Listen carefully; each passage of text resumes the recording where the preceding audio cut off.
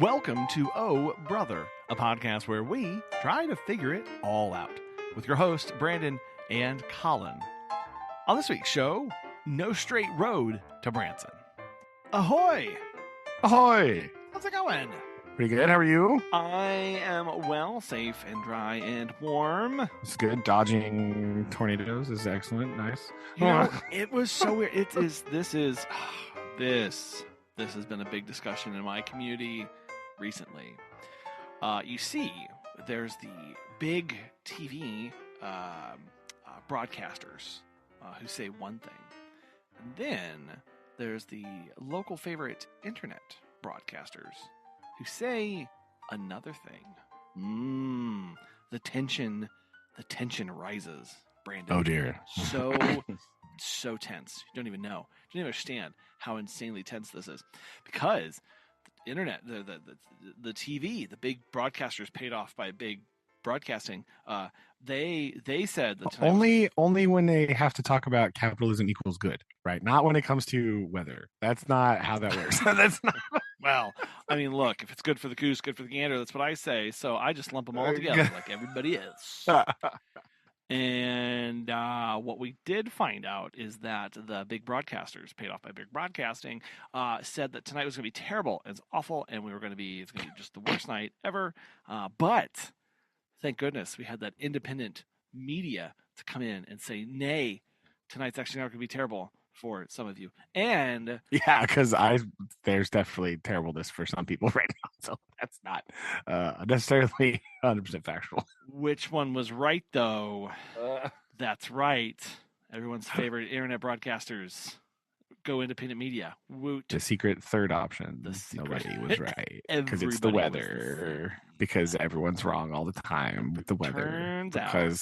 Turns out if you raise the humidity by like 1 degree, it's like everything's crazy. It was right. Air pressure goes down 1 millibar. Oh my goodness! Everything is completely different. Like I don't. Yikes! Yeah. So we, I don't know. We were kind of ready for some bigger storms, and it didn't happen. Which is fine. We set on. Well, it happened over in Warsaw, so there you go. You got did go a in Butler, a bit south. So anyway, so yes, we've been inundated with weather, which is fun.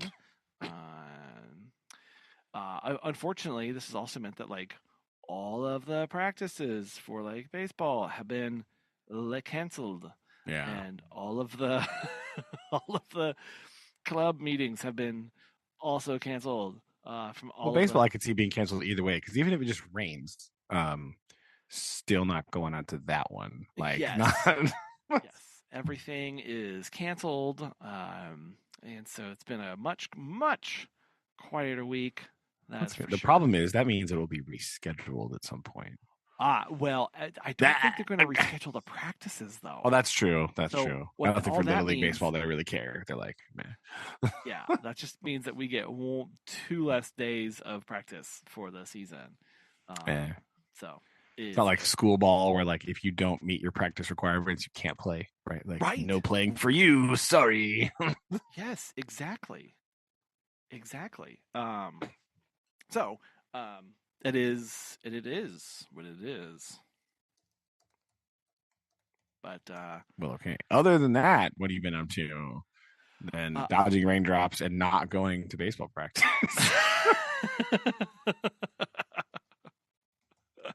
Oh man, I have been back and forth. I've been to another chamber thing this week. I went to our favorite segment. Collin goes to Chamber of Commerce meetings. Let's go. It was amazing. And I am just going to say that this is further proof that nobody listens to anything. So here's the problem. We knew that.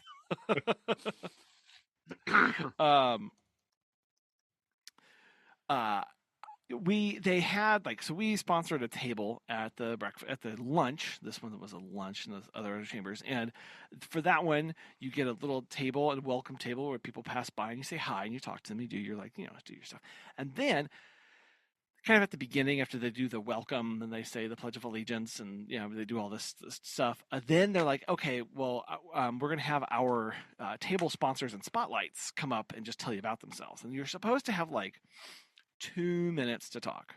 So what do you think the room does the moment this section happens? Gets up and gets drinks. Well, no, everybody just that would be at least an action. They just continue to look at their phones, right? Oh, guys, nice.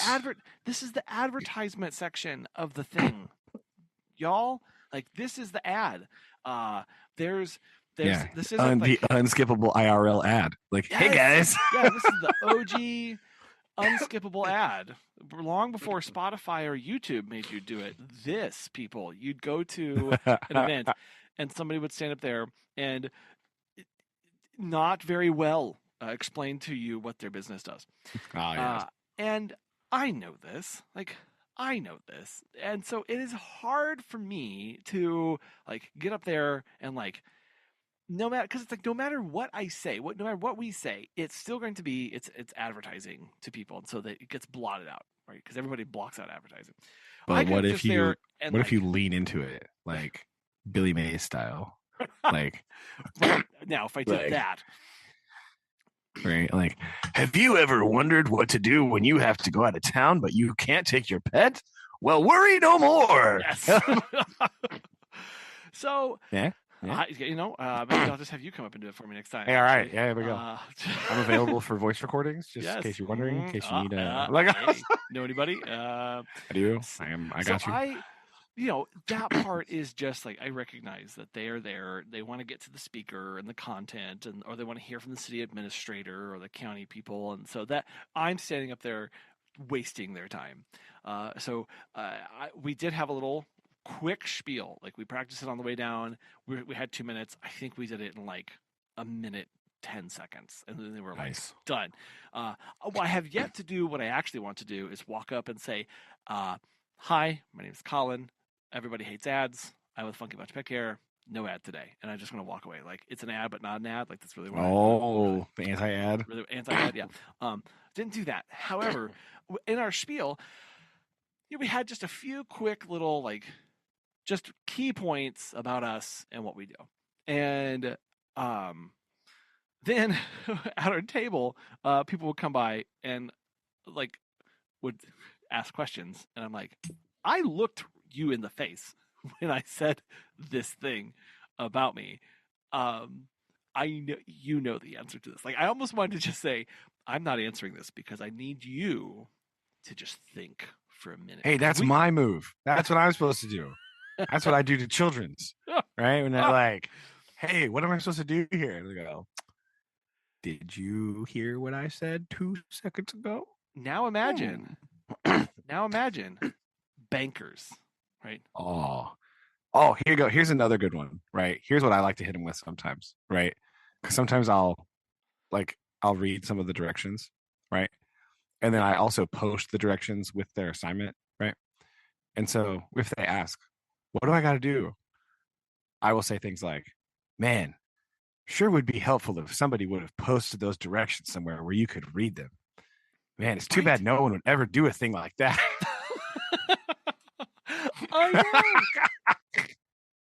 I know. They love that one. That's their favorite. I guess I should have said, man, it should have been nice if someone stood in front of the room with a microphone brandishing his arms around and explained this to you 23 minutes ago. And at least your name also mildly indicates what you do, right? Yeah. Hey, we're Funky Bunch Pet Care. Well, you can infer quite a bit. Some of these people, they're like, oh yeah, we're a Zane Incorporated. You're like, yes. I don't know what that means. I don't know. Or when it's just blah, blah, blah, logistics. You're like, I okay. know. Or like what is like something like blah blah blah industries. Like yes. Yep. okay. I- I'll just be. I'm just I gonna sit have back no down. idea what Yeah. you're talking about. I'll just be over here in the corner. Don't mind me. Yeah, exactly. Yeah. Like at least I'm giving clues. You know. Yeah. That was the most frustrating part of like I just had this conversation, but it did go well because April, we were sitting here recording mid-April. April is Pet First Aid Month, and so what I like about aren't you officially certified in this now? I am not just officially certified. I am an instructor. Officially certified instructor of Pet First Aid.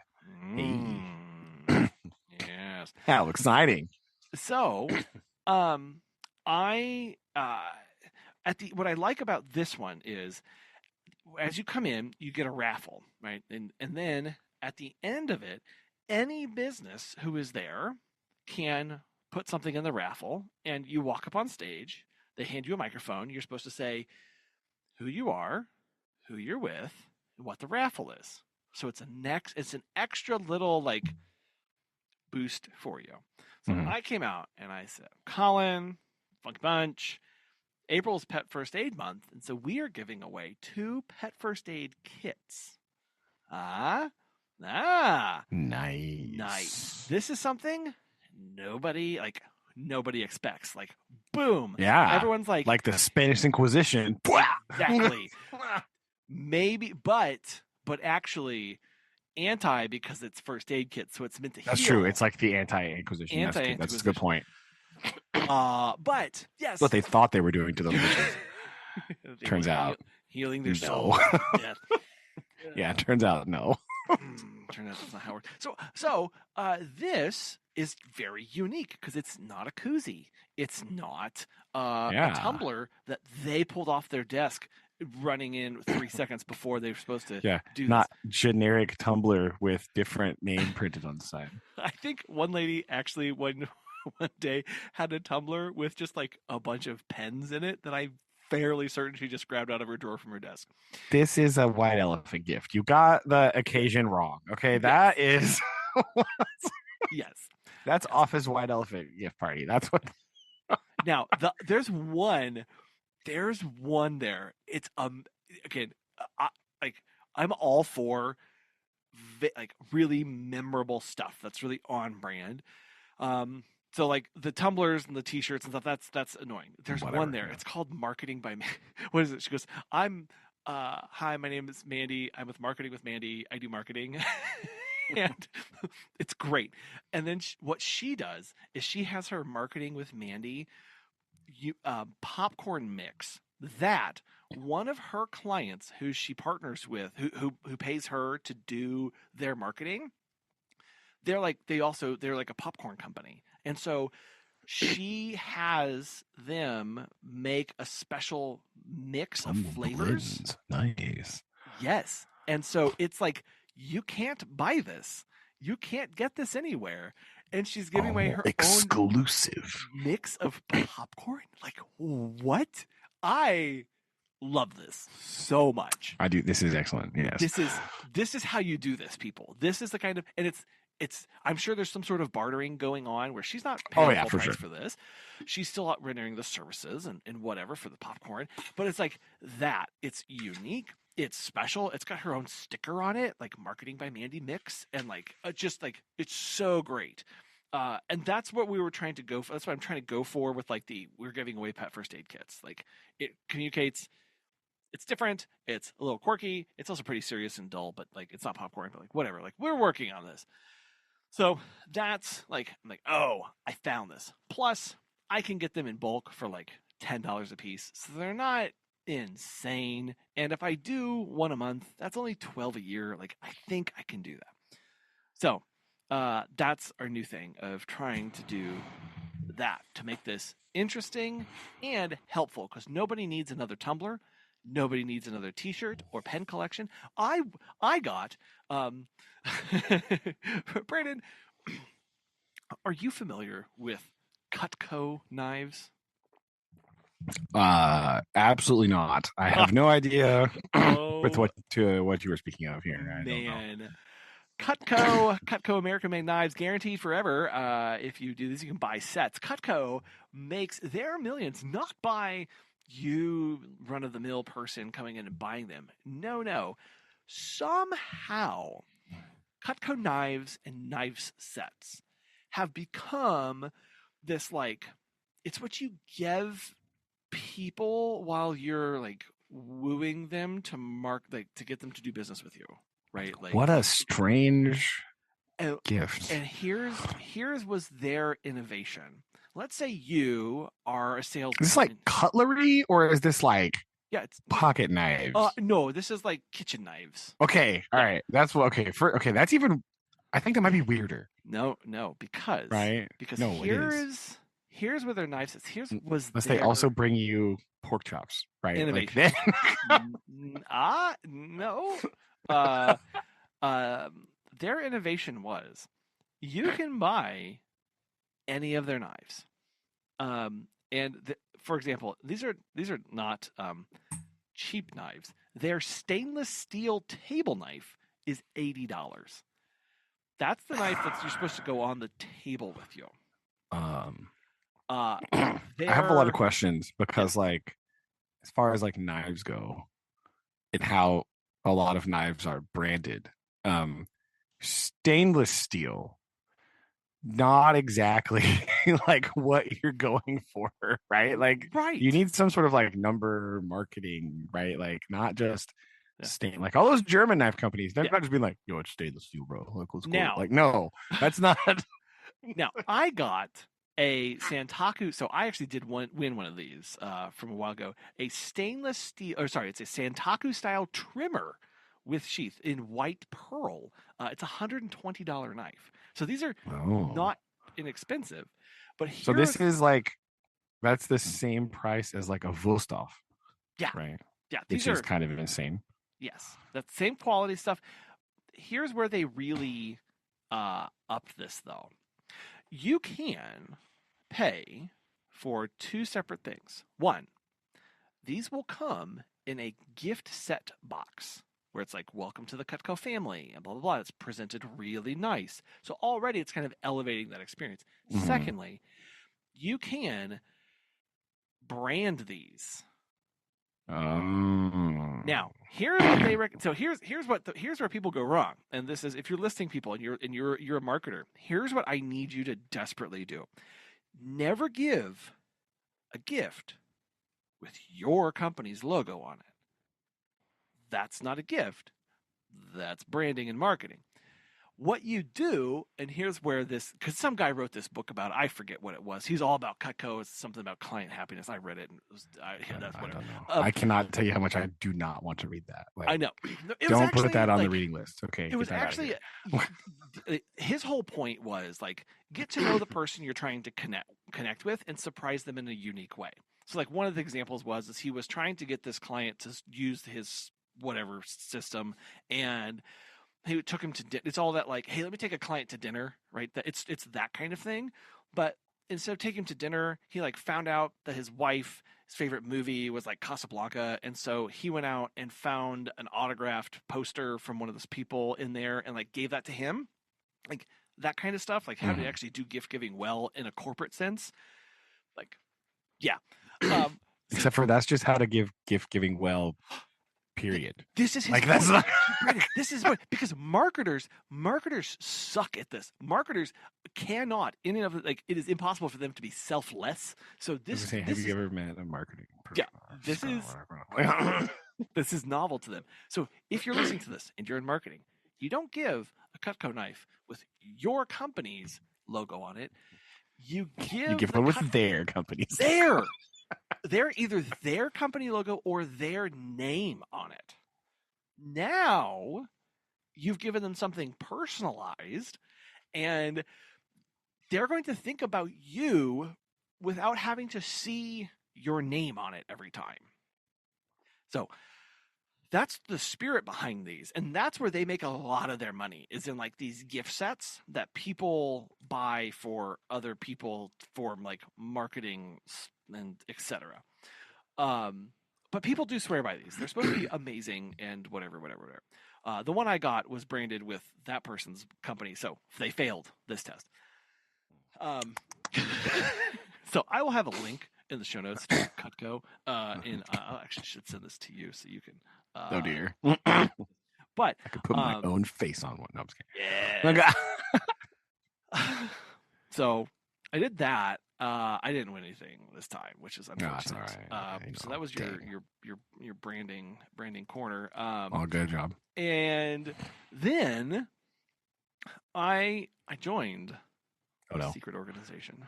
Oh, can you talk about it here? I can't. Are you a Freemason now? I have to drink water first and look at my handler in the corner. Okay. Collin, are you a Freemason?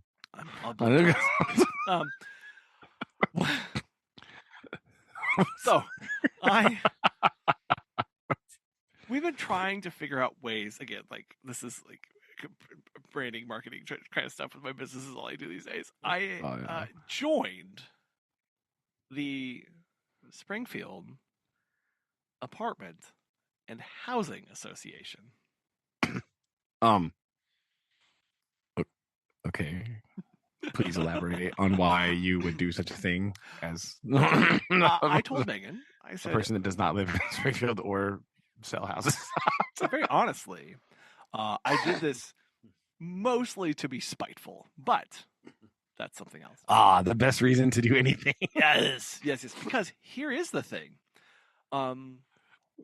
People who live in apartments have pets. I want to take care of their pets. And I have been, for the last 8 months, contacting, messaging, calling. I've been reduced, Brandon, to doing direct messages on Facebook. Oh no. I have the worst. It's the worst. The worst cold call. With property managers, apartment managers, complexes, assistant managers, and nobody returns my message. And so, because I want to just put my flyers in their office. That's all I want. I maybe host an event there, help people. Hey, I'll even do a discounted pet first aid and CPR class for you residents. How about that? Go. You need events. I'll do an event for you. Here you go. And getting a hold of these people is impossible because I get it. I'm weird. What I do is weird. I'm not a lawnmower or an HVAC person or a power washing company. So it's really not that weird though. Like everybody has seen a movie with a dog walker in it, right? And even though you don't just like exclusively walk dogs, like they get the vibe, right? Like, but here's the thing. They don't know how it applies to them because nobody does this, right? They don't immediately see, oh yeah, I have a need for that. Because when a lawn crew guy comes up and he's like, I'll cut your lawn. They're like, yes, I have grass that needs to be cut. How much do you like? They can start there. This is a service to their residents that they're like, I don't even understand, right? Like they are so confused. Let's be honest. It's because they don't understand service to residents. That's what they don't understand. Okay, that's the hang up here, right? They just are property managers that are making money off of rent. That is all they care about.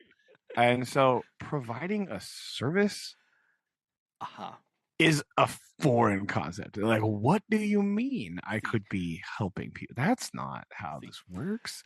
Yeah. So, and I get that. Like, this is so not on their radar. They're so used to, like, while I was in line for food at this meeting, the two people behind me, one guy, all his company is, and this is all his company. I'm not going to say the name of this company, but it's a very bad name for this company, and I will just text it to you. It's something logistics, isn't it? No. They repair bathtubs. Okay, and they developed this proprietary formula. That's a terrible name. Oh my gosh, get out. I can't say this on the air. I can't say this on this podcast. Yeah, hashtag no free advertising for garbage. But like, oh my gosh, that's so bad. This is terrible. And it's like on their shirt, if there's a tub, like no. it's not okay. Like not okay. The only way this could be worse is if they leaned into like the William Howard Taft branding, right? Like, you think there'd be a giant guy there? No, no.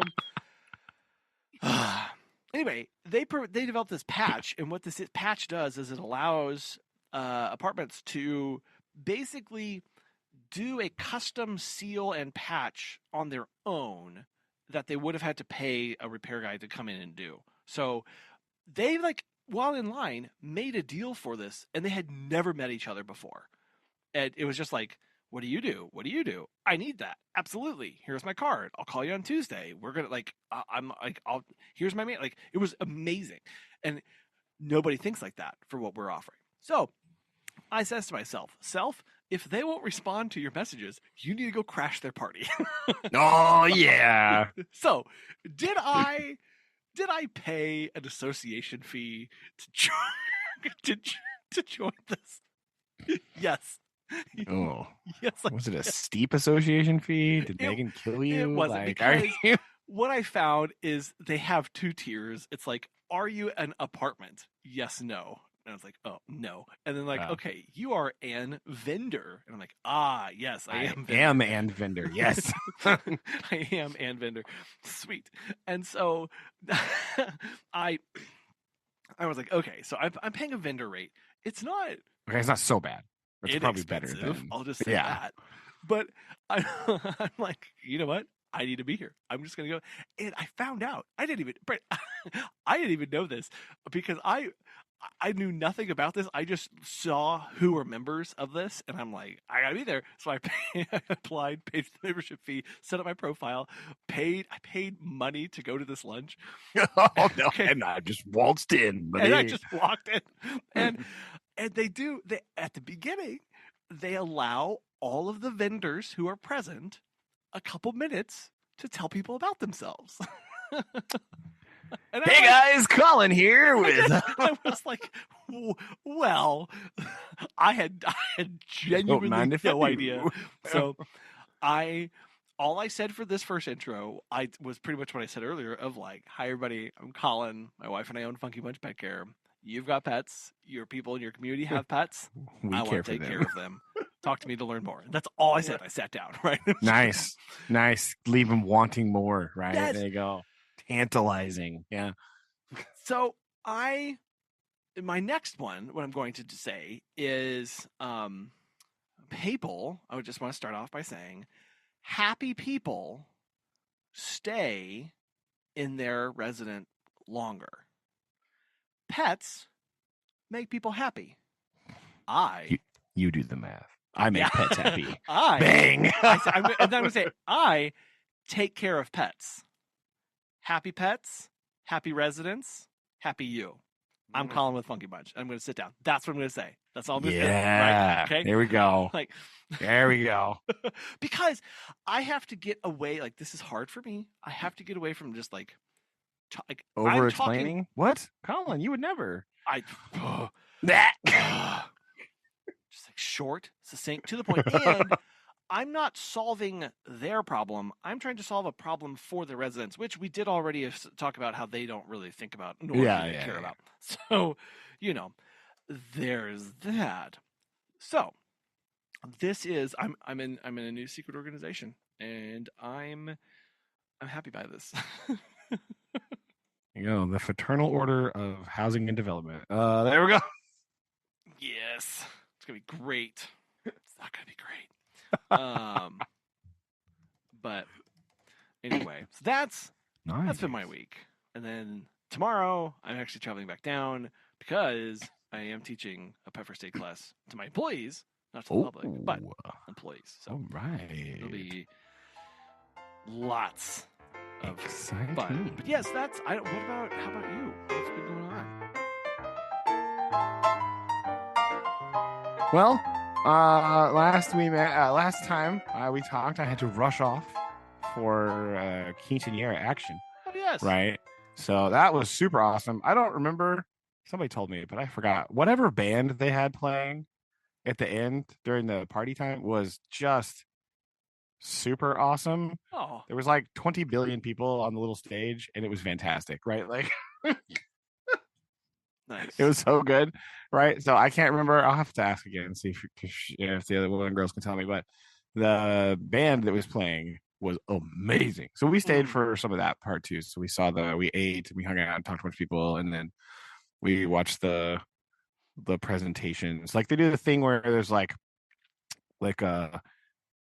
important family members give like presents, right? Like it's like uncles and like godparents and like stuff. There's like certain presents that they give for a certain thing, right? There's like a somebody gives like the crown, like it goes from like a at the beginning they wear like a little tiara, but then they're presented with like a crown because now they're like a womanhood and whatever. Sure. And then like somebody gives like some other jewelry. Sometimes there's an earrings and like a necklace. And a lot of these ones somebody will give like new like boots, right? Like big cowboy boots, right? Somebody gave her a hat. And then there's like a surprise, the sorpresa, which is like just whatever, like whoever auntie or whatever got some crazy thing, right? So we stayed for that part, and then they did the dance. They always do like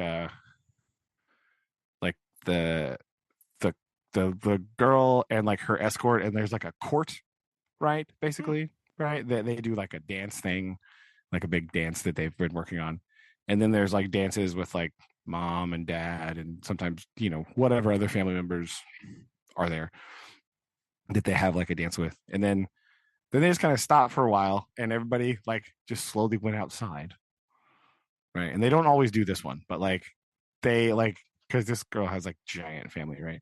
And so a bunch of people went outside, like friends, relatives, like family members. They go outside, and then the band walks in playing, right? And they all walk in behind them, like dancing, and it's like this big like circle dance thing all around the dance floor. It was awesome. So, so like march in, right? Like this big like it's like very New Orleans-y a little bit, where they're all just like rocking out and like dancing as they come in. And they like go around the building, and then they just go in this big circle, and they did that, and then they went up on stage and played a bunch more songs, and so we stayed for a little bit of that and came home. So that was pretty awesome. It was great. Saw a bunch of people, fun times. Yesterday I spent way too many hours on a school bus, right? Because we did in fact take a field trip to the Titanic Museum in Branson, right? Oh yes. Which was it's pretty good, right? I think though, right, we may have to retool this field trip slightly if we attempt to do this again, because it's the amount of hours on bus per amount of hours like walking through museum was not really great. It was not a good ratio. Okay, like it's a little too far away, right, for meaningful things to happen. Like because we were on a bus for like the ride down there is like forever, right? Because there's no straight road to Branson, right? You got to go over there, and the bus driver went on like some bizarre scenic route through Stone County a road I've never seen in my entire life of living here. I've never went places I never heard of. But it was faster. Oh. So whatever. Helps. But a long time on a bus versus just a little bit of time there versus and then a long time on a bus back to school. So that was a bit just the ratio of time on bus to time like in museum was kind of not great. This is I was something not a fan of that I have been very mindful of when thinking of like travel and trips, of what's the ratio of in the car to on the ground time, and is it actually going to be worth it? So I'm right there with you on the. Sorry, I was trying to turn my fan on while you were talking and you stopped. Anyway, yes, I was like reaching. It was like, wait, no. Yeah, so it was good though. I think they enjoyed it. Right? They liked all this stuff. None of us. I think some like me and one of the other teachers had been there before. I think the museum was also shorter than we thought it was. Oh, too, right? I thought there was more stuff in there, but I mean, it was cool, and they liked it, and they liked looking at the artifacts, and they liked doing things like that and everything. But I think we like also finished slightly faster than we thought we were going to, and we're like, Okay. Direct Areno. But I think it was they enjoyed it, right? They had fun. They weren't at school, so they don't care, right? Yeah, they don't. Whatever. It was an adventure for them. They seem to that. Nobody said to me, man, I hated that. So that's a win. I mean, that's okay. Yeah. Right? That's pretty good. We'll take that. It's pretty good. But before my surprise for you, Collin, I do have a quote of the week here. Oh, okay. Right. Yeah. Right. Right. Okay. This one, I really don't know what was said previous to this. Right. Which is why these are so fantastic, because there's no context. But they just said, the thing that I heard as I walked by was, I'm sorry. I think I was just hungry.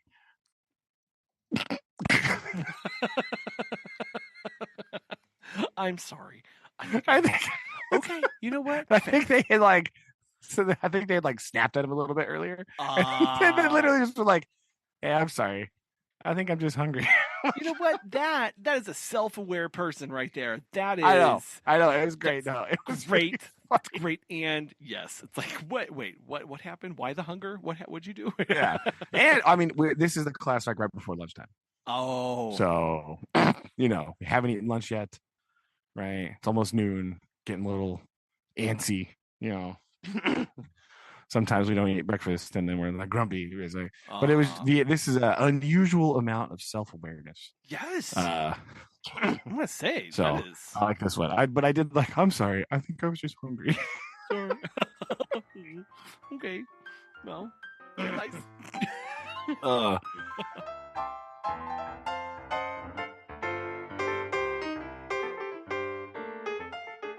But Collin, this week, yes.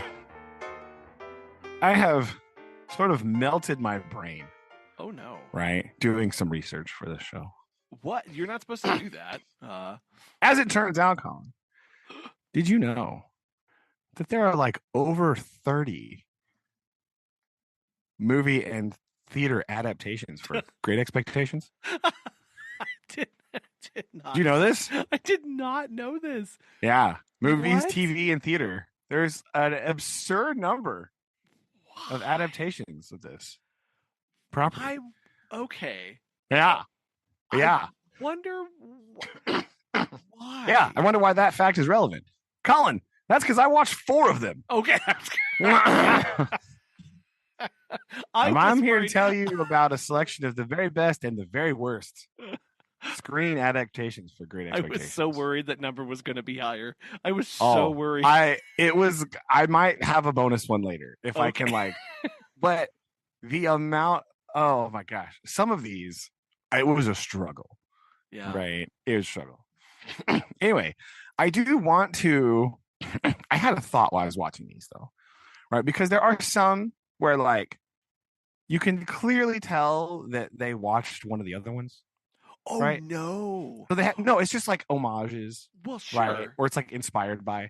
But this got me wondering, Collin, the very first adaptation is a 1917 silent film that is a lost film. Right? No known copies of this film currently exist. Wild. I know.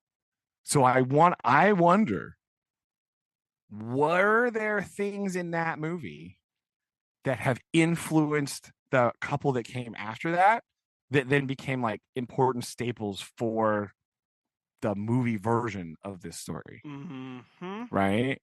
There is another silent film that came after. I didn't watch that one because I couldn't. But I just kind of wonder, I wonder if there was something in there that was that became a staple for this, and now we don't have that original form anymore. 100%. Right? Was there some seed that somebody's, because surely there was another silent film that came out not too long after that one. So surely maybe they saw the first one and then they watched this, and then maybe they helped make this, and there was kind of inspired by it. There was something oh, that was cool. I want to do that, but more, right? What seeds were planted in the 1917 version that are no longer accessible to us? We can't know. No. Right. Man, that'll keep you awake at night. Yeah. My goodness. It did, right? It did. It helped me power through at least one of these movies, right? So I have watched I've got for you, Collin, a selection of 4 movies from 4 different decades. All right. Ooh. We're going to begin in 1946. Okay. And we're starting on a high note because this is widely regarded as the best version. Oh, really? Yeah. Yeah. Okay. It actually won awards for best cinematography, which, holy cow, I 100% believe that. This movie is gorgeous. Okay. And best art direction for interior design. Ooh. Yeah. Yeah. Pretty good. Collin, we have the 1946 version of Great Expectations, starring John Mills as Pip, Valerie Hobson as Estella, and Collin, Alec Guinness is Herbert. No. Yes. Yes. Yes. A very, very young Alec Guinness. Yeah, he would have been. Is Herbert. Oh my goodness. Baby Alec Guinness. That's amazing. Yes, it is. No way. Right? Already in the running for best Herberts. Okay. Like, it's amazing. Yes. That is crazy. Do you know how old he was in this? No, I don't. I didn't look it up. I just was like, oh my God, it's Alec Guinness. Okay. And also the trope begins of fat jaggers in this movie. Holy cow! What a corpulent guy he is in this. Okay. That's not really the vibe. No. Also, this movie. Oh, we'll get to it. Okay. Anyway, so we have a very exciting introduction where it's like reading the book, and then like they do like voiceover narration. Okay. Right. It's a very, very classic 40s thing, right? Voiceover narration for the movie, right? And there's like this cool part where it's like the wind blows the pages and then it transitions to the wind on the marshes. It was like, I was like, oh, okay. Okay. I see you, best cinematography. Yes. I see where you're going here. I am all in. It was excellent, right? Whoever, I don't remember who it was, but whoever played Joe in this movie is also very good, right? Like they really do a good. This is like one of the best. All the Joes are pretty strong in all of these versions, right? Not too bad. So he did a good job as Joe. Joe is excellent. There is a very hilarious part that I wrote down about to tell you that whenever he's like running, they have a part where he's going to the churchyard or whatever. He's running past all the cows, and it's like he's like thinking that the cows are like talking to him, like, "Where you going, boy? Where you going?" Like, yes. I was like, "Oh my God, this is for Collin." And I also wrote down, "Man, they definitely nailed the mist." Right, I got that. They have it all in the right places. Have it all in the right places.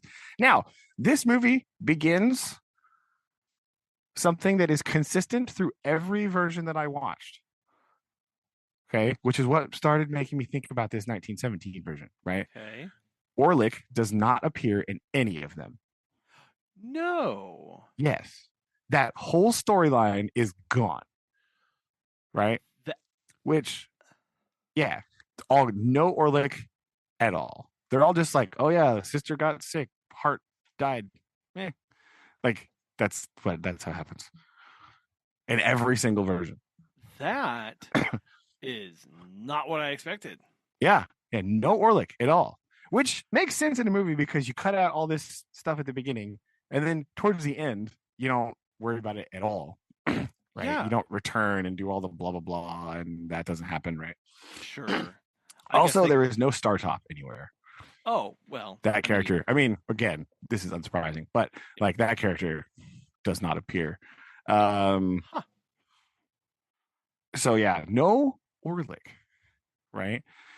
This movie does a very funny thing where like it's like in the book where it talks about like when he gets his first clothes fit in town, right? like they're kind of, it's described as good for the town, but like not fashionable for London, you know? Yes. Yeah, and yeah. I did write down here, oh my God, what is that hat? Like, I don't know. It's like, I wrote, it's Pilgrim Pip, because it's not the right sort of top hat that anybody else is wearing. And I'm just like, yeah. Oh my gosh, like what's going on here? And so like this is, so that the most of them have like the beginning part nailed, right? They do the thing, go here, here's Haversham, here's playing, here's Estella, blah blah blah blah blah. And then once he gets to London, then it starts going off the rails, right? And then there's like several story beats that are always in the movie, and then there's some that are just like a free for all, and who knows, and what on earth are you doing here? Like here, like we never go to Jaggers' house. Molly just is at the office all the time, right?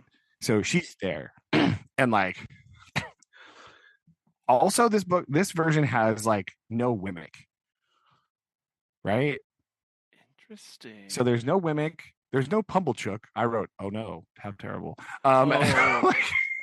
So there's no, Molly. It's weird. There's no Wemmick, there's no Pumblechook, there's no Clara, right? Like we don't really find out about Molly even being related to Estella until like an hour and 40 minutes in, and this is like an hour and 50 some minute movie. Really? Yeah, I was right. I wrote no Molly being Estella's mom question mark at 1:32, an hour 32, and then a little bit later I read, oh, here it is. JK. And JK. Jaggers just like basically tells him, right? He just like comes out and tells him, right? Like, oh, blah blah blah, like, you know, he just does that. The other weird thing that this movie does is because the mag, which is like property, is portable property. Yeah. Right. Because it can't go to Pip. Pip wants to make sure that it goes to Estella, because they say like it can go to a relation. So Pip works really hard to make sure it gets to Estella. See, okay, that is interesting, because I really thought that that was going to be a more important aspect of the story. Yeah. Of him trying to track her down, because obviously he, loves her, blah, blah, but he wants what's best for her, and there's this thing that's not happening. That makes a lot of sense. Yeah. And so this movie basically like really just streamlined the Pip Estella thing, right? Nothing else is really in it, right? Like Pip doesn't like go work with like Herbert, right? He doesn't help Herbie do anything, right? He like does whatever. And also at the end, they also cut out all the other like weird Joe Biddy stuff. Like Joe, like he just, after Pip gets sick, Joe brings Pip back to their house, and Joe and Biddy are already married, and Pip like knows about it, right? Oh, so it's not that shock. Yeah, it's not like a awkward. There's no like awkward like right. So they really like cut right to it. And then Collin, how about a secret third ending for the book, or for the movie? Right, our book had two endings. This version goes full blown with the third ending. Now, this is inspired by what, at one point when they're a little bit older, Estella talks to Pip and they're walking in their garden, and she's talking about, do you dream that you're the knight, right? Rescuing everyone and like tearing down the sheets and all that, right? Do you remember that part? Yes. Yeah. Okay. So that's what happens at the end of this book, right? Or at the end of this play, right? So basically, Jaggers had told Estella about her real parents, and Drummel had left her. And so she has moved into Status House to become the new Miss Haversham. Oh. Right? So she is sitting alone in the dark in the room, and Pip is like, the house is still up, right? It hasn't been torn down yet. Also, that's important for this. So he's like, you have to leave. You have to come home. And he starts ripping down the curtains and dramatically letting all of the sunlight in to the house. Yep. Right. And then she like, the curtains being torn down, like snap her out of this revelry, and then she like embraces Pip, and they're like all happy and joyful, and then they like hold hands and frolic out the front gate, and that's the end of the movie. That might be a bit much. I don't. It's a bit much, right? We don't really get like a lot of there is no nuance in this movie, right? It's like none. Like it's all gone. Okay. Right. It's like not there really. So it's pretty crazy. Also, there's this movie. Also, you may notice there's no Compisson storyline really either, right? The character is there, but only as a foil for Magwitch. The mention of his involvement with Haversham is nowhere to be seen. That only actually I think appears in one of these movies. Also, really? Yeah. So like he's there as the villain, as the part where he like has betrayed Magwitch and they are like enemies is in the movie. Sure. But like you don't really know why. Right? Yeah. It's like it's weird. This movie, I think this is the one too where like Wemmick is in the movie kind of, but he's like just at Jaggers' office. So like later on, they do show the thing where like he sends the note to Pip telling him not to go home, and so you're just like, why would he do that? Like that doesn't make any sense. They have like no relationship. He just like talked to him once. Yeah, that kind of gives the impression of he's just like a not a busybody, but like a I don't know, kind of like all I don't know. Yeah, he's also. I never really pictured Wemmick as being like way older, but like most of these movies make him old. Like he looks significantly older. Well, that's also probably because in the book he's getting married. Yeah, that's true. And since they don't put any of that in there, it's just like, oh, he just works for Jaggers and it can be later. Yeah. Right. Only one of them has a Wemmick where I was like, oh, he is older than Pip, but like he doesn't look like he's like 60, right? Like this Wemmick looks like he's like 55 years old, right? You're just like, what the heck? Like he almost looks older than Jaggers, right? And you're like, that's weird. Yeah. I don't know what's happening here. Huh. So overall, this one is a pretty good movie, but like it really leaves. There's no nuance in this movie. It is a much happier version of the story. Right. Yeah. But when you get this version, like no motivations are gone or there. Like, and so you're just like, what the heck? You're like, why does Pip even like Stella? I don't really understand any of this. Like a lot of these motivations don't make any sense whatsoever. Like meh. Right.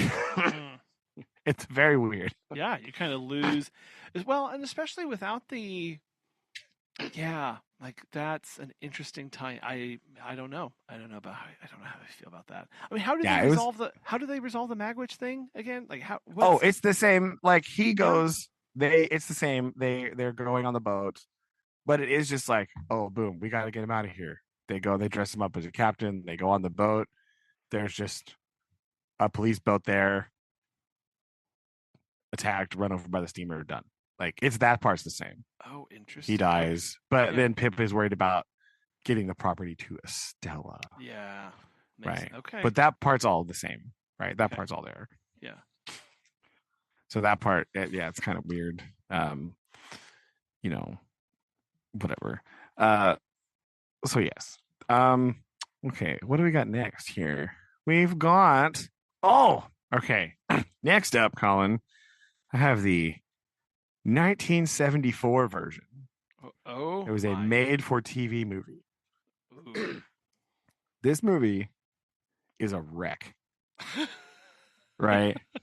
It is absolutely a wreck. It's random. There's really weird stuff in here. The timeline is bizarre.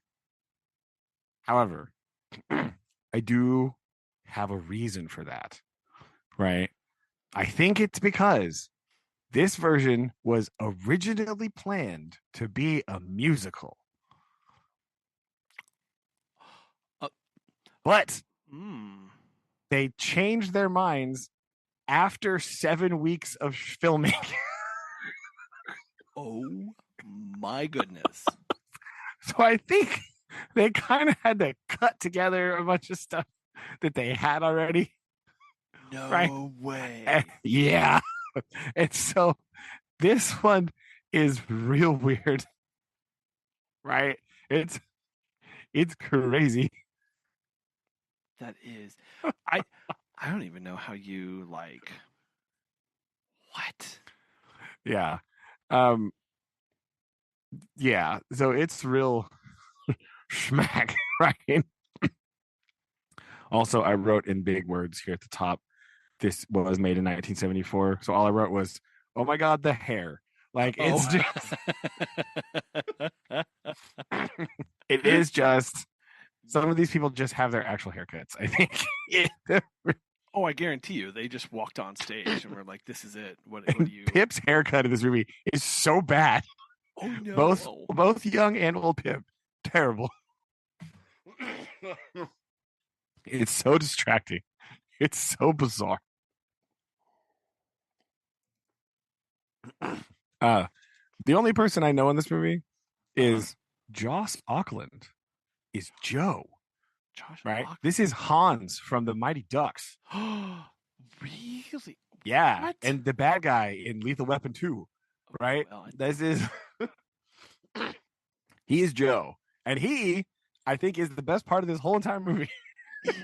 Once again, Joe being the best character. Okay. So yeah. So yeah, this is weird.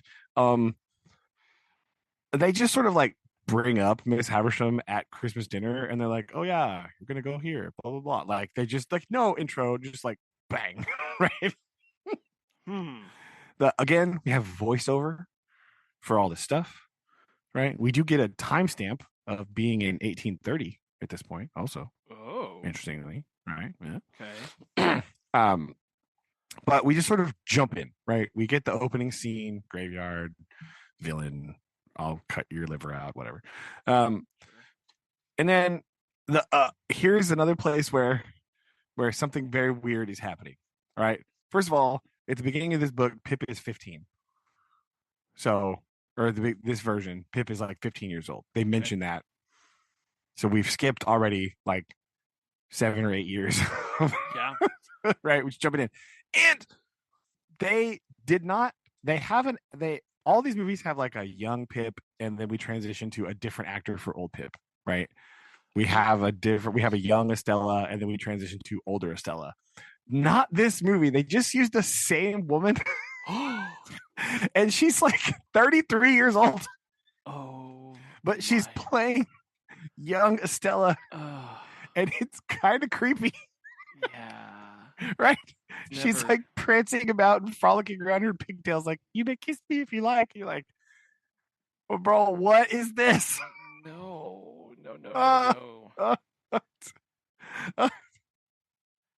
That's upsetting. It is. And okay, I also wrote once again no Orlick because I didn't know this was a theme here. But also in this version too, Miss H and Estella are way meaner than even in the book to Pip. Oh. They are straight up hateful. Like it's real bad. Oh, they really play into that. Oh my gosh. They really leaned into this, right? Just straight up brutal to Pip. Like way worse than the book even, right? Just really leaning in, right? Also at the beginning, Biddy is expected to marry Joe. Like he knows that they're going to get married after sister once again just dies off screen, right? Interesting. Well, okay. And I wrote here there is definitely no subtlety in this movie. Everyone is just they know. Yeah. We fast forward a little bit. We do this. We do our thing here. We fast forward us to 1836.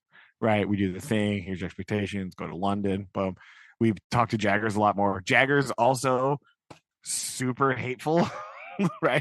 He's just really terrible. But we do get a very excellent montage of Herbert helping him to do gentlemanly things, right? So they have the scene where he's eating and he's like telling him not to stick his knife in the mouth and whatever. Okay. And then there's like a montage of like Herbert teaching him how to dance and Herbert teaching him how to fence. And then they box again together, right? Like that part's funny. And wherever house they're living in, the inn they're living in, right? Bentley just also lives there, right? He just lives downstairs. Sure. And is mentioned that he is an accomplished duelist. Okay. That doesn't really come up again later, but they mention. Okay, fair. Right. That's all they have here, right? And then like right here, they're meeting with Jaggers, and I just wrote Pip just gives Herbert a job? ? Like what's happening? Right. And then the random scene where they're eating and like he's like, look at these wrists, this is real strength in this woman, right? Yeah. It's actually an arm wrestling contest. And Molly arm wrestles Drummel. Oh no. And slams his hand down on the table. No. Right? No. I don't I'm not okay with that. It's really funny. It's really goofy. So that scene is here kind of, but still no Wemmick really. Like Wemmick is a character, but like he's not. He just appears in the office and then like never really again. Like no more Wemmick. Sad. I know. Pumblechook is in this movie a lot more, and he's terribly insufferable. So I wrote, "Hey, he sucks, but accurate." Like I wrote, fair. They did good by him. Right. So that's. And then, basically everything is the same until we get closer to the end, right? They make a big deal here of Estella returning the jewelry to Miss Havisham before she goes off to marry Bentley, right? This is definitely, they really play into the fact that she's marrying Bentley to spite Havisham, right? They really play into that, like, I'm tired of my life. I'm tired of being shown off. I'm tired of all this stuff. And so she makes this big show of giving back the box, like the jewelry box with all the necklaces and stuff that she's giving in. Yeah. Severing that tie, which is where they discover who Estella's parents are because there is a locket in the box, right? So they read that and it says like Molly Magwitch or something. And then Pip's like, what? And like runs out. And this is where Miss Havisham like drops a candle on herself, right? This is how she catches on fire in this one. She like drops a candle, right? Boom. And then the ending is like bloop, done. Like it's super rushed. Like it just shows Pip being sick, but there's no like lead up to that. We haven't really, Magwitch has barely been on screen, so like there's no bond with him. So when all of a sudden he's like, we have to help him, you're like, but you talked to him once. What do you mean? Like they didn't show them doing this at all, right? Right, it's a whole thing. And then also when Magwitch dies, I don't think Pip tells him about Estella, right? Like that whole scene is not there. Like he tells him, but he's already dead. Like there's no indication that he heard that. There's no like weird hand kissing thing. So it's like Pip was too late with that information, which is weird. Maybe he was supposed to sing it. I don't know. We have no lines for this. Yeah, we have no lines for this. We don't really know. What are you talking about? We do. Okay, here's what we missed this one, Collin. We should have picked up on this. Okay, we should have picked up on this, but this movie spells it out for us. This does help us a little bit. We do get some important context here because, again, the end of this movie is like bang, bang, bang, bang, bang, done. We fast forward, right? Whenever Pip says Herbert and I went east, right? India. They were in India. Yes, they were. Yes, of course they were, right? Yes, obviously. We had quit England to the east. Of course they were in India. All right, duh. Right, here we go. but my addled brain just wanted that book to be over, I think, and I couldn't think about it. So we get a very explicit. We have been in India, right? And they're back. They're back in London. It's now 1850, and it's Christmas time again. Christmas is in this movie a lot, by the way. I guess the authors read Christmas Carol, and they were like, "Ooh, all these things have to happen at Christmas, right? Because the beginning happened to Christmas, right, with the dinner and the pork pie and all that stuff. So now we're like, oh, Christmas again." It's also a way to show passage of time. That is true. Like, there's also caroling. Yeah, right. So we come back, and we have the house is being torn down they're going to build the train station there, right? Pumblechook has this big thing about progress, don't you, Pip, cheerio, right, blah, blah, blah, right? And so Pip like goes to just look at the house one more time before it is torn down, right? That's his motivation for going there. Okay. And this movie does the cool thing where I think the other one maybe did a little bit too, but this one does it cool where he's like walking through the house, and as he looks at stuff, like dialogue from earlier in the movie plays for like when he was younger, right? Mm-hmm. So it's kind of a cool like representation. It's like kind of the echoey in the background, like voice lines of like the lines from the beginning of the movie when he was little Pip, right? Okay. When he's looking at like the door and the fireplace and whatever. So that's kind of cool. Yeah. And we get this shot of Estella. She's in the house and she's sitting in Miss Haversham's chair. And it's like referencing the first movie where she's like going to take the place of Miss Haversham. Oh, right. So it's like referencing that. Right. And then, but then he's just like, I wrote, Estella as Miss H again, question mark, ... Nope. Just sitting in the dark. Okay. Like, oh, she's just there. In the other one, it was like, you know, how long have you been here? She's like, I live here now, Pip. And this one, he's like, how long have you been here? She's like, oh, I just got here. Like,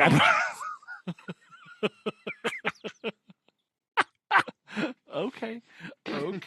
So it's I think it's like it's referencing the 46 version a little bit, right? And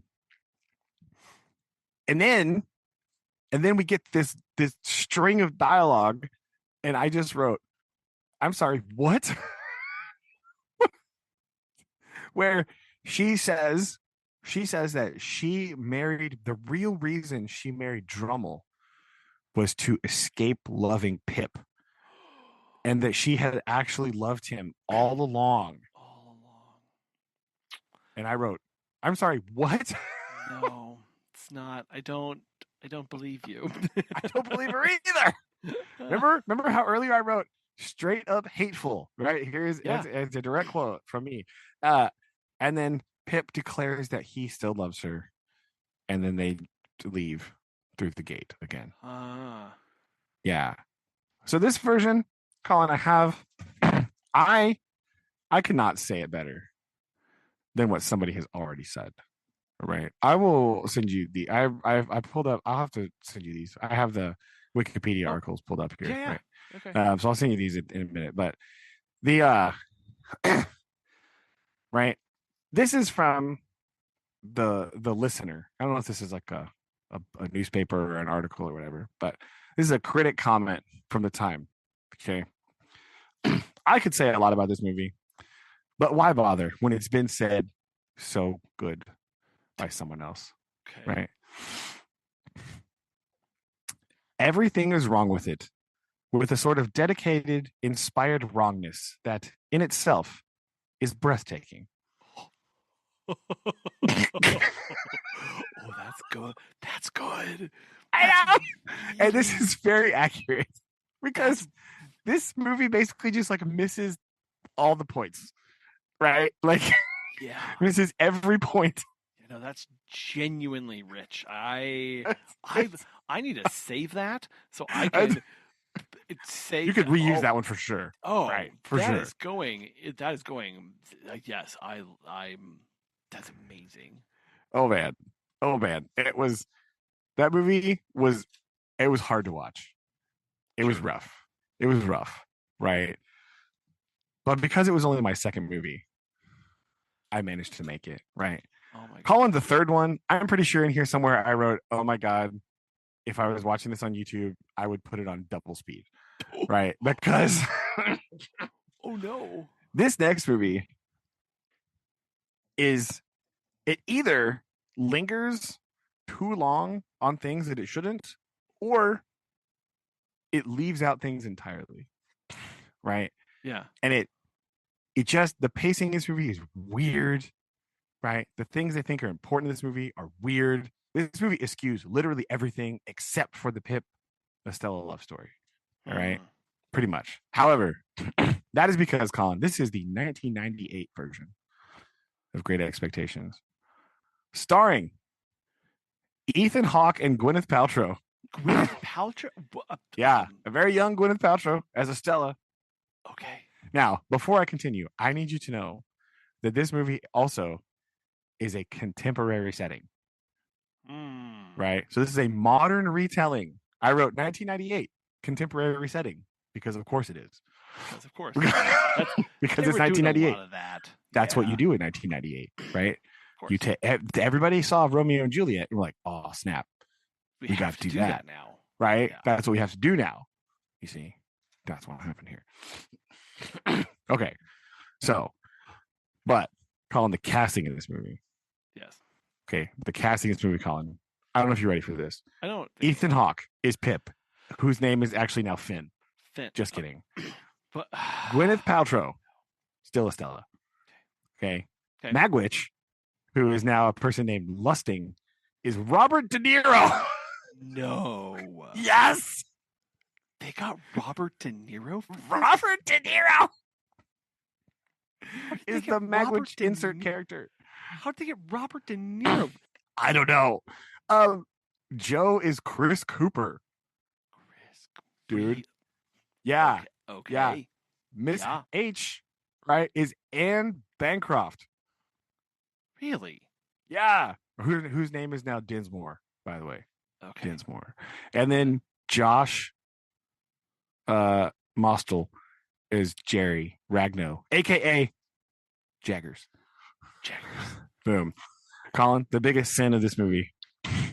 Yeah. There is no Herbert character. I wonder why. Yeah. They decided to do that. That seems like there's no Herbert. Right. Well, here's why. I can tell you why. Okay. Okay. Now, first of all, this movie does try to wash away some of its sins right at the beginning, because one of the quotes in the opening voiceover is, "I'm not going to tell this story the way it happened. I'm going to tell it the way I remember it." Ooh. Okay. Okay. So, okay, here we go. The beginning of this movie is in Florida, right? We are Gulf Coast, Florida, in the 70s/80s somewhere, right? Right around like 1980, probably. Yeah. Okay. So Gulf Coast. So this is our impoverished area for now. Gulf Coast of Florida, right? Pip loves drawing. Okay. So he's out drawing stuff in his little drawing notebook. Okay. So there's no graveyard, right? But Magwitch, I'm just going to call him Magwitch just for brevity's sake, because I don't care about lusting, right? Whatever. He Pip's like standing in the shallow water, like drawing like a fish or whatever. And he just pops up out of the water and grabs him. Oh my gosh. It's like full blown, insanely mad Robert De Niro, like grabbing him. That's terrifying. He grabs him, right? He's like, "Shut your mouth," right? Puts his hand over his face, blah, blah, blah. Right? And that's important for later, right? He like jumps out, shoves his hand on his mouth, and starts yelling at him, right? I can't remember what he said exactly. I didn't write down, but he was like, "You be quiet," like that, right? Okay. Anyway, so he goes and he gets the bolt cutters and the stuff and whatever, right? Joe, not a blacksmith. He is a fisherman who is out of work on the big fishing vessels. So he's like a local fisherman / handyman. Okay. right? Slash handyman. Handyman. Okay. Yeah. um. Then like he goes home. We like learn that he leaves to take the bolt cutters back to the Magwitch character, and he tries to like take him with him in the boat. Like he's like, "Come on, kid, you come with me," and like throws him in the boat and like leaves. And it's like, what the heck? But then a police boat comes, and they're like, "Kid, what are you doing out here?" And he's like, I'm just cruising around, drawing." Sure. And he's like, "You seen a guy in an orange jumpsuit?" And he's like, "Nah," because No. like as he came up, he jumped over the side and like swam over to a buoy, right? And he like hides around the backside of the buoy. And the police just go like, "Hey man, well, we'll just tell you in. You should come with us. There's some dangerous dudes out here. You can't be out here right now." He's like, oh, "Okay, cool." And he ties the line on, but as they turn their back to like pull the boat in, Pip like kicks over the life jacket into the water, like here go, right? Yeah, you see, he's slick with it like that. So we go see that happens. We go see Joe gets a job to go to Miss H to fix something, whatever. They want to go stand in there. Um, it's like this big southern mansion, and all of the wedding stuff is like outside in the garden. Sure. Right? So it's like super gross. And I'm thinking, like, how is that still there after like 30 years of hurricane season? Like, that doesn't seem right to me that would exist, but whatever. We learned from a TV news broadcast that I wrote, Lusting is on the run. He was in prison because he killed a mob boss, because of course he did. Of course. So there's no Compisson figure. He killed a mobster, right? Because of course Robert De Niro has to be in the mob. It's part of the contract, I think. It's like, he must be there. When we meet this Miss Dinsmore, aka Miss H here, she's like singing and dancing around the room. So we have a very different character here. Like, she's not really morose. She's not really sad. She's wearing like very bright color clothes and like dancing about. She is wearing like horrible makeup, like way too much like makeup, but like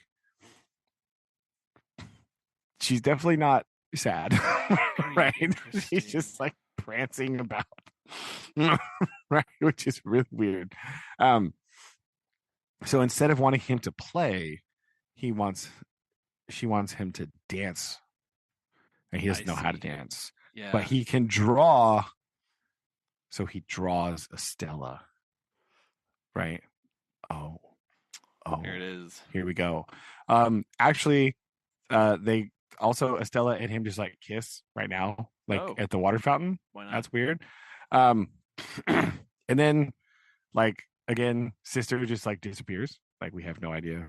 She either dies off screen or just like leaves and doesn't come back. We never really get a good answer to that.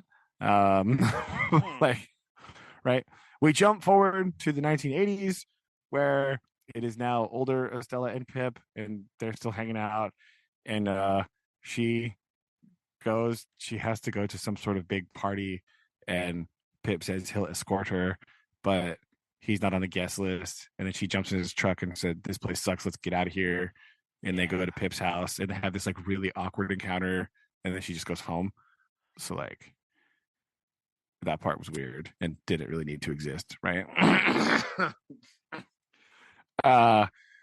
Then we just like skip ahead some more. Right? Sure.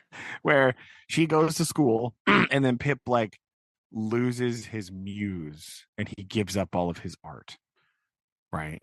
And he just works with Joe as a fisherman / handyman, right? But he gave up on painting. Yeah. Okay. But this lawyer guy shows up and says, "I want to see your paintings," right? You've been commissioned to have an art show in New York. And he's like, "Bro, what are you talking about?" And Joe brings up like over and over again that he did have that one art show that one time at the bank because they like hung some pictures up in the bank, and Joe's like, "That's amazing," blah, right? Um, Chris Cooper here really plays into the Joe is like super good-hearted, but like really country, right? Like really, really country, right? Like really bad. Um, so he goes to New York. He like meets the people. He's talking about this stuff, blah blah, and he just like meets Estella in Central Park again. Of course. Bang. Yes. Surprise. As one does. At another drinking fountain. Like he's getting a drink from a water fountain, and she just like leans down and kisses him. He's like, ah! Like scares the ever living crap out of him, like as you know, you would if someone did that to you. He's like, oh my god, it's you. But she's with some guy who is actually Hank Azaria, right? What? Whose name is like Walter, right? He's not Bill. He's actually a nice dude. His name's Walter, but he is Hank Azaria. Because of course Hank Azaria is in this movie also. Of course he is. That's really what this section is called, is because of course he is. Of course he is, yes. Right. So we go and she just like shows up at his little apartment thing and is like, you said you want to paint me. And then she just like gets naked and stands around the apartment, and he starts painting her like a whole bunch, you know, because it's not weird at all. No. Right. Like then this very strange thing happens where Hank Azaria shows up because he wants to talk to Pip, and he sees all these paintings, and he's like, okay, wow, yeah, and he's like, he thinks that Estella is doing this because she's mad that he won't propose to her, right? Okay. And then that's this whole awkward thing here. Whatever. Sure. Yeah, fine. I don't know. Pip then, or Finn, his name's Finn, but whatever. Pip moves into a bigger apartment thing. The lawyer guy gets him bigger apartment thing with like a studio so he can paint more. And then she just like tells him that like they're at some sort of party thing, and then she's just like, yeah, I'm marrying Walter. And then Pip sort of like loses his mind, right? He kind of goes crazy a little bit. He like chases her down through the rain because of course it's raining. Yes. And he just like walks into the restaurant where they're eating, and he just like walks up to her and goes, will you dance with me? And they just start dancing in the restaurant while her man and like all these other people are at the dinner table. It's very weird. I think I wrote here, I think I hate this version of Pip and Estella the most. Yeah. Right? Because they're just awful people, and they really nailed that aspect. But it's like, man, these characters have no motivation and they suck. Yeah. Right? I hate them the most. They go back to the apartment, they have some sexy time, and then whatever. Now it's time for the big art show, right? Pip. This is why there's no Herbert, because Pip is an artist and Pip has a job and a vocation, right? So we don't need a Herbie character who is the best character in the book. So like, why would we have him? No. Anyway, we have this big art show, right? And there's this big opening, and there's all these hoity-toity people and all these hoity-toity art people, and Pip is now a hoity-toity art loser, and Joe shows up in a rented tux. Yes. And this is where the awkward Joe meeting the people happens. And it's like super awkward because it's like this huge room full of people, and he like knocks over somebody's champagne, and he's telling them about that one time Pip had an art show at the bank, and Pip is like getting mad, and like it's this whole really, really super terrible awkward moment. And then when Joe leaves, he's like super sad. Like, and Pip is super sad, so he drinks some more, and he goes to Estella's house, her apartment in New York, and he goes in there, and the door opens, and Miss Haversham is in there. What are you doing in New York? What? And he's like, I came for the event. And he's like, you didn't come to my show. She's like, no, honey, the wedding. Dun dun dun. Right. And Yeah. So that's a whole thing. This is where I wrote, this is on YouTube, I would have watched it at faster speed because this is terrible. He Pip hits the old Uno reverse card on Haversham, and he tells her, he grabs her hand and puts it on his chest. He was like, "What is this?" That's right. It's my heart, and it's broken. Boom. The thing that she does to him when he was a kid at the beginning. Yeah. Oh man. Oh man. Okay. Right? Sure. See? You see, this is terrible. Sure. Now, at 25 minutes left in the movie, Collin, I wrote, "Oh, here's Magwitch." No. So after all that, that's all one night, right? That part, the show, the Joe thing, the going, finding Haversham, having the meltdown, walking back home. He's in his apartment. Magwitch is in there already, right? Well, he meets him outside, and he's like, "Hey, I need to come in and use your phone. I need to come use your phone, right?" Blah, blah, blah. He's like, yeah, come inside, use my phone. And then this is where the reveal happens, and he goes, "You don't remember me, do you?" And he's like, "I'm sorry, did we met?"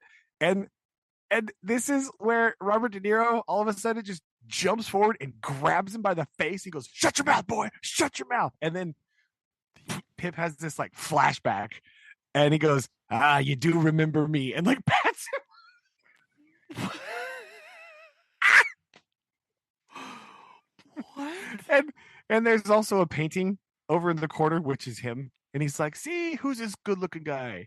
You dude remember me?" And he's like, "Well, yeah, you kind of traumatized me. You scared the crap out of me. Of course, I remember that." That's insane. So I yeah. Okay. Yeah, Collin. Yes. All that and yes. Okay. No. Yes. But now instead of a Compison figure, it's the mob guys, right? Right. He's got to get out of town because the mob guys know he's there. Sure. So he's like, so in this 25 minutes, they bond over this little bit of talking and attempting to get to JFK so that he can go to Paris. Right. So he's like, this is all the bonding time they have. It's like 2 seconds. Right. So, and then none. And then he's like, "You got to come to Paris. Everybody, all the artists go to Paris. Paris is great." And he's like, "I can't go to Paris." He's like, "Why not? You can go wherever you want. It doesn't matter." But the mob guys catch him in the subway, right? And they stab him. Bam. Right. Boom. So as he's dying on the subway, he's like, "Yo, open the bag." He like opens his suitcase and he's like, "Get that, get that."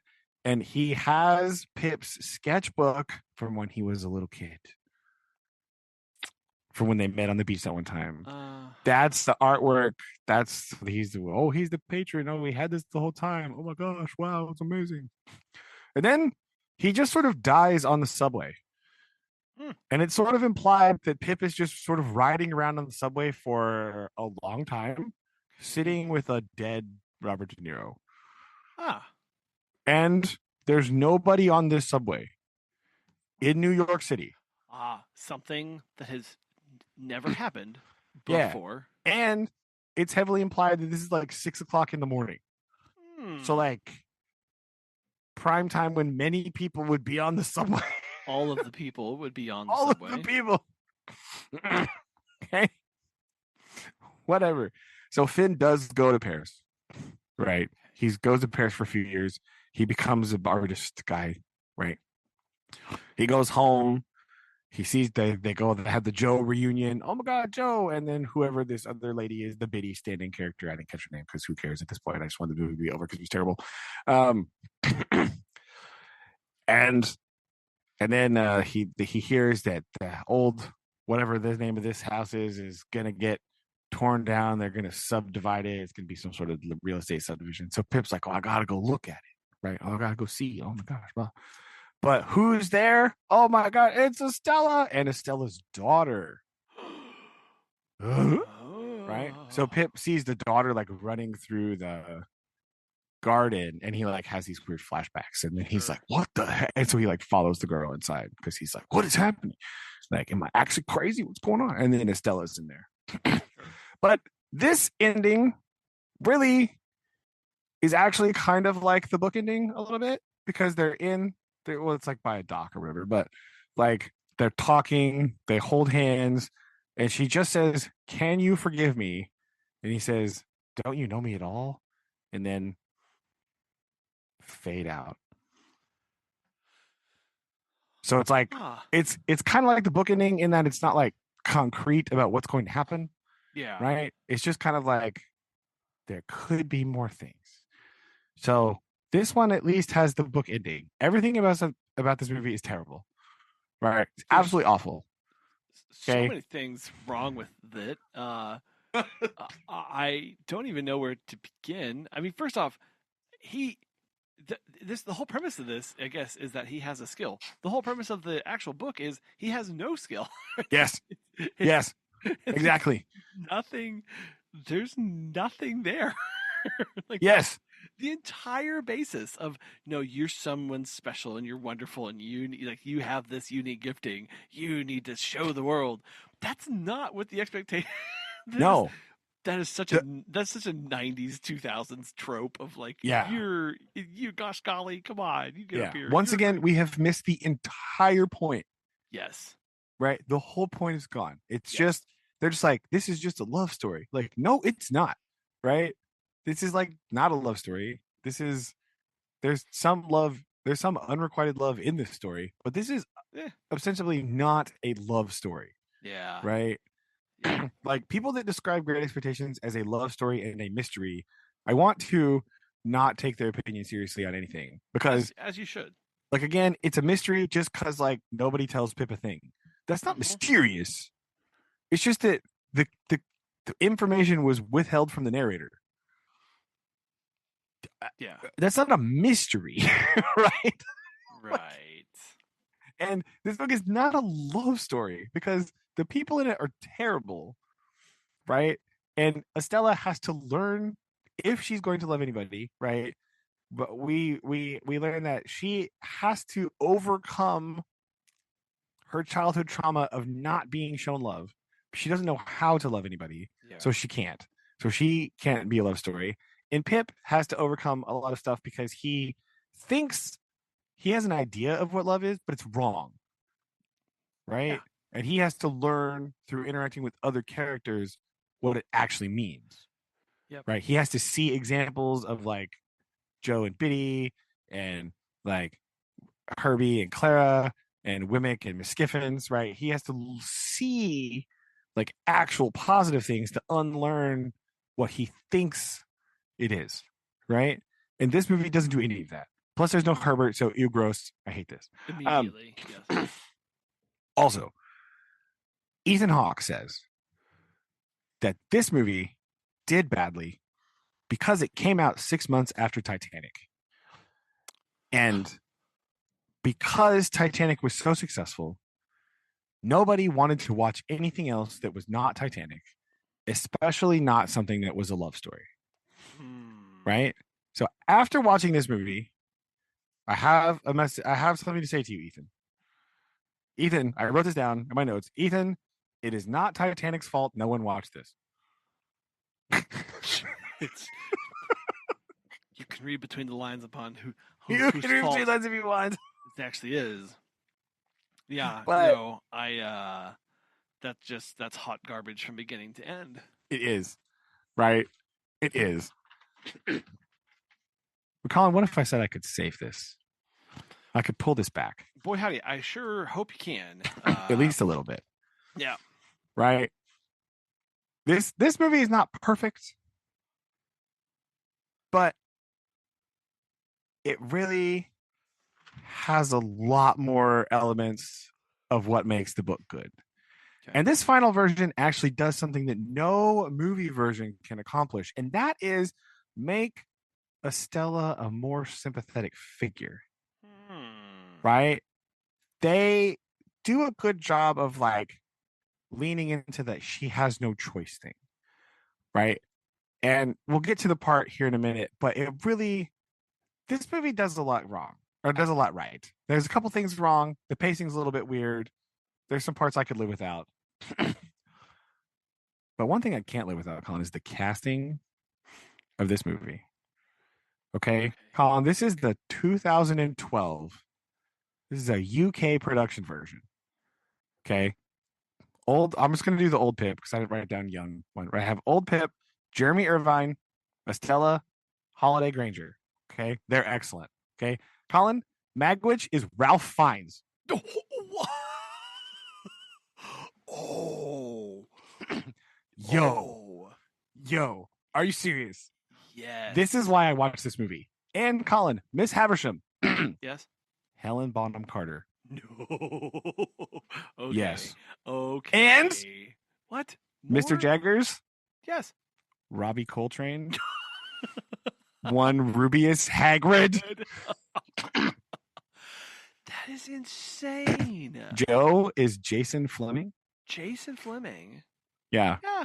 Yeah. Huh. And this movie has a lot of Wimmick.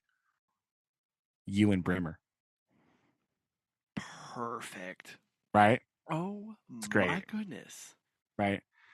And Herbert is also in this movie. I forgot to write his actor's name down. He's great. Herbie is great. Clara is in this movie. This movie has all of the little details, right? Like what some of these other movies make you do is like when you read the book, you're like, oh my gosh, why are we talking about this? Right? Why is this person here?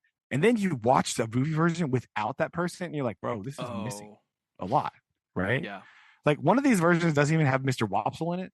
And you're like, who cares about Mr. Wopsle? But like, you're also like, dang, Mr. Wopsle adds a lot to the beginning of the movie, right? With the hunt of the manhunt on the marshes and all the stuff, right? Like, whatever. So the fact that they don't have some of these people in some of these movies is wacky.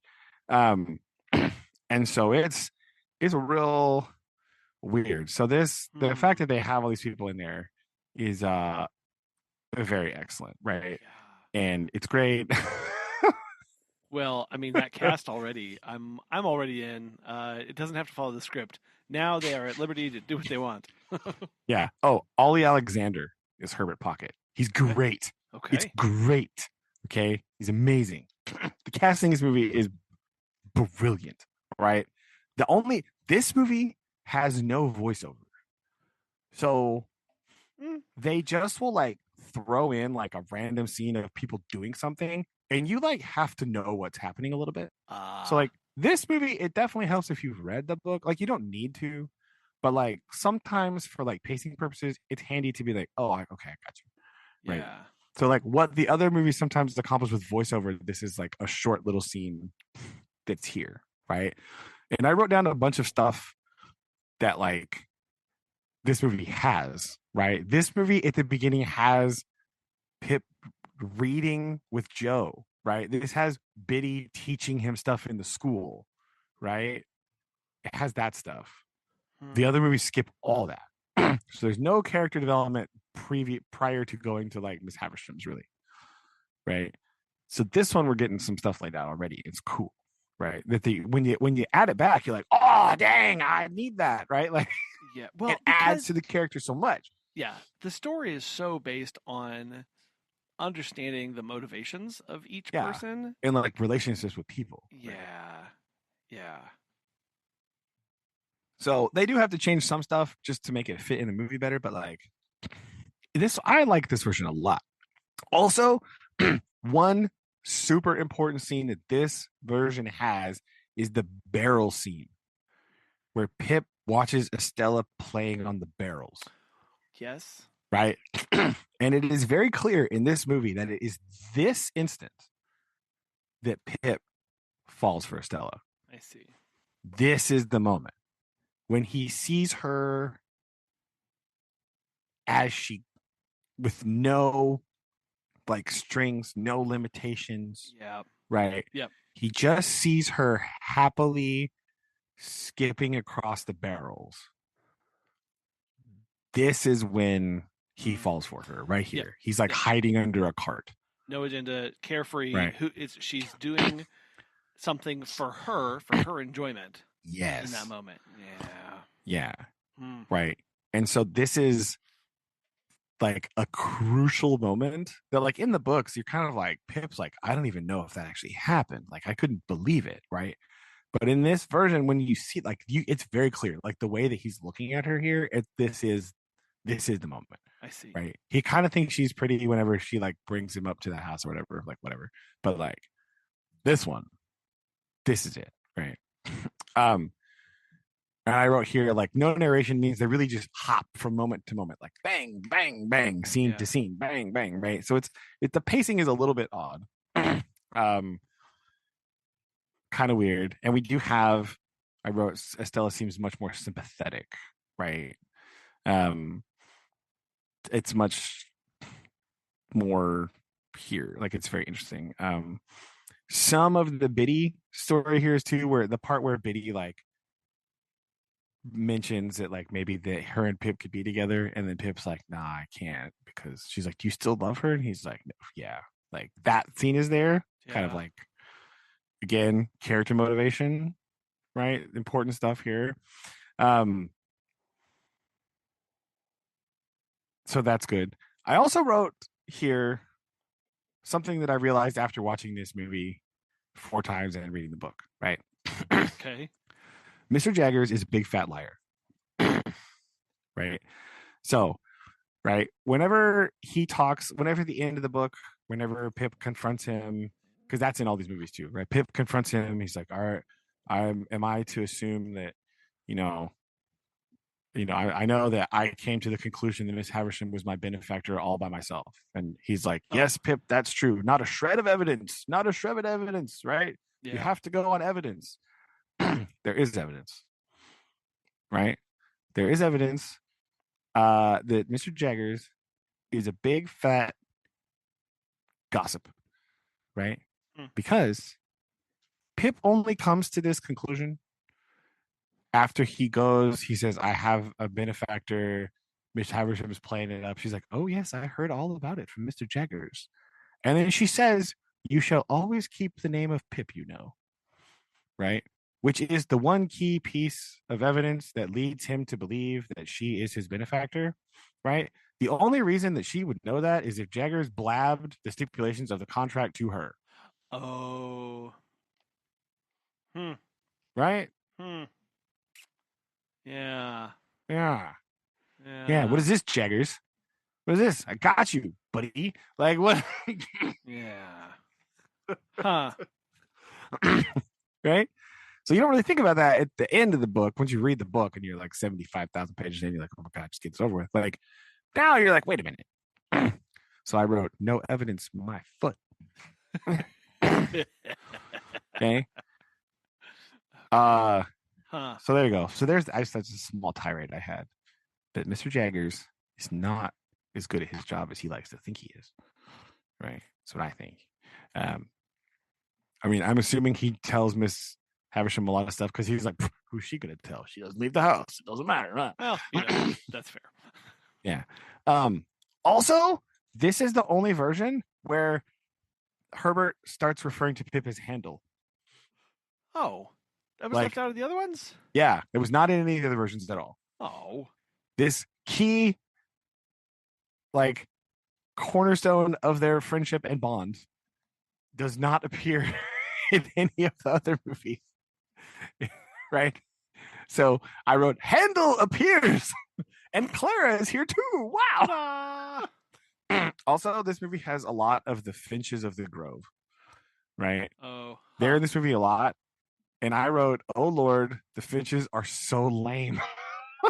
Right? I mean, we did kind of get that from the book where they just sit around. Right? This movie hammers the fact, like, the way that they behave and do stuff, right? You're watching this going, yo, Victorian gentlemen's secret clubs are the lamest thing of all time. Because they're just sitting around literally doing nothing, right? Like, they're literally doing nothing. Like, this is where all of the alpha male bro podcaster dudes would be in like 1845, right? This is where they would be, and it's awful, right? They're so terrible. This movie also has Pip going to the castle. Yeah. Wemmick. Yeah. So we see in the first movie, we go like once, I think, maybe. But like this one, we get lots of Wemmick, lots of aged P. We get shooting of the cannon. We get the drawbridge. We get the whole deal, right? The only thing this movie doesn't really have is the misgivings, which, don't really need that in the movie, but like we get a lot more women in this movie. It's excellent. Very good. The weird part where Joe comes and like makes a fool of himself in front of everybody. This happens in the tavern, not just in the house. So it like ramps up the awkwardness factor. Sure. Right. And it does a good job though of like Herbert like not caring, right? And like thinking Joe's a good dude and just like going with the flow, and Pip being like really angry that he like is out of place, right? Because Herbert's like, bro, calm down. Like, it's not that deep. Hold on. Like, and Pip like kind of being irrationally angry about being around this, the uncouth person, even though like 5 minutes ago that was you, Pip, that was putting your knife in your mouth and doing weird things, right? Then he gets, we go back, we find out all the stuff. Estella keeps saying a whole bunch of times that like when she's going to London, you're to accompany me. He's like, why are you going to London? And she keeps saying that the jewels and I are to be shown off. Right? Like she keeps making a point that like she is just an accessory to Miss Havisham. Right? And at least that's how she feels for sure. Like the fact that she refers to herself and the jewelry as kind of one and the same she mentions it several times. So like this is an important part of her like character motivation here, is that like she just feels like a prop. Right. Again, this is part of her being a more sympathetic character. Right. So that is weird. And then there's some more stuff, and I wrote here somewhere like, well, actually having a relationship with Wimmick makes this half of the movie make a lot more sense, right? Like he talks about portable property, he talks about the stuff like the note thing makes like all this stuff makes sense later, right? After we find after Magwitch comes back and we do all this stuff, right? Also, this is the only version where like the Compisan storyline of him being the person that is responsible for messing up Miss Havisham is in the movie, right? Really? Yeah. That's always here, right? And this also is really important too, because like the whole reason that Magwitch wants Pip to be a gentleman, and his whole motivation for sacrificing all this stuff for Pip is because at the trial, he sees the value of being a gentleman, like legally, right? Because Compisan was presented as a gentleman. He got the chance to represent himself in court. He got the lawyer to talk for him. He got the judge's favor. He got off. He only got 2 years in prison because Magwitch was presented as a ruffian, as not a gentleman, because they had separate defenses. Even though he had Jaggers, he didn't get a chance to talk. He didn't really get a good chance to defend himself, right? So this moment, we can see that Magwitch understands the value of being a gentleman for like socially, right? Like if you have social standing, you can have more stuff, right? If you don't have social standing, so many doors are closed to you that it makes life way more difficult because you don't have social status. And this is his reason for sponsoring Pip. Yeah. Right? So when you don't have any of that in the movie, like when there's like, oh, you was nice to me once, boy, so I'm going to give you money. That's like weird. Yeah. Like it seems like quite the stretch there. Yeah. It seems quite the stretch to not just give you like a little bit of money. Not like I'm going to give you my entire fortune. Like, yes. What? What? Yeah. So really, yeah. Yeah. That being here, is important, right? Um, Now, another part we start getting weird again at the end, right? Molly somehow knows that Magwitch is back. She comes in screaming at Jaggers. You said he would never get here. You blah blah blah. Like, where did that come from? What's going on here? And then that leads us to the Jaggers telling him, put the case that blah blah blah blah blah, and put that whole monologue there, right? Um, this is happening on the way to, like, they've compressed this slightly, so that's happening like kind of in the carriage on the way back to Havisham's house, right? They also told him that Estella, like, in this version, they told Magwitch that they didn't tell him that they killed the baby. They said that she died of sickness, right? So they softened that blow a little bit. Also, so this next weird part is weird. They again reference the first movie a little bit, right? Because the 46 version, because when Havisham catches on fire, right, she's like running after Pip, pleading for him, right? And she drops a candle and she like goes up in flames, and Pip runs in and he rips the curtains off the windows. I see. To smother her, right? Yeah. To put out the fire, right? And she lets all the light in and it's all bright in there. And the one part of this movie that's kind of weird is that right here, when she's like all burned up and she's like saying, like, forgive me, Pip, forgive me, like, he doesn't. Oh. Right? He doesn't like say anything, really. So like you don't really get a he did or he didn't, but like he does not tell her interesting that he forgives her. Yeah. So that is a bit weird, right? For the whole character arc here. That's one part of this movie I was like, I don't know about that. Yeah. Right? Like, that's a little bit weird. Right? So that's one kind of, I don't know about that one. But then again, because we're in a movie, we're in like fast forward mode. We're gonna get Magwitch out. We're gonna come up with this plan. Wemmick is there helping them do all this stuff because they don't have a Star Top or anybody else come up with a plan. So Wemmick is like helping with this part, right? Whatever. Right, with them and Herbert. Just like coming up with the plan. He's like, there's a ferry that leaves tonight. You've got to get blah blah blah blah blah. And he's like, remember, portable property. Like, I'm gonna say it again. So there's no like elongated plan for escape. It's like, we gotta go right now. So like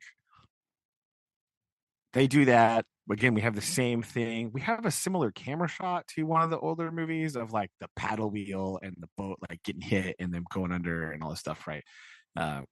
All that's, he tells them about that. Bagwitch is like, oh, like, he dies. That scene's there. He does get sick. Now this makes a little bit more sense because he's like super stressed out. We have the creditors actually here. And the Joe part helping him with the sickness is like, bang, done. Like, okay, whatever. Like, ta-da. Like, okay, you're fine. It's like real truncated and real brief. It's good, it's there, but like he's just like, all right, you're better. Leaves. Like, that's all there is. The Biddy thing is like slightly hinted at here. Like, again, because we have no voiceover, we really don't know exactly his motivation, but he does go home. When he sees Biddy and Joe together, there's a moment where he's like surprised, right? And then he recovers and was like, oh my gosh, that's so great. Like, like, so that is sort of hinted at a little bit. And then we get this, fast forward. Pip and Herbie are working in the warehouse. They're doing their thing. We get a shot of Herbert's children, right? And again, we get the second ending reference slightly because a letter is delivered to Pip, right? Or we get a bit of the original ending, right? Just a small hint, right? We get a letter delivered to Pip, right? Where it's like, come to this place, right? So he goes to just this, I don't even know where this is, right? It's just a house.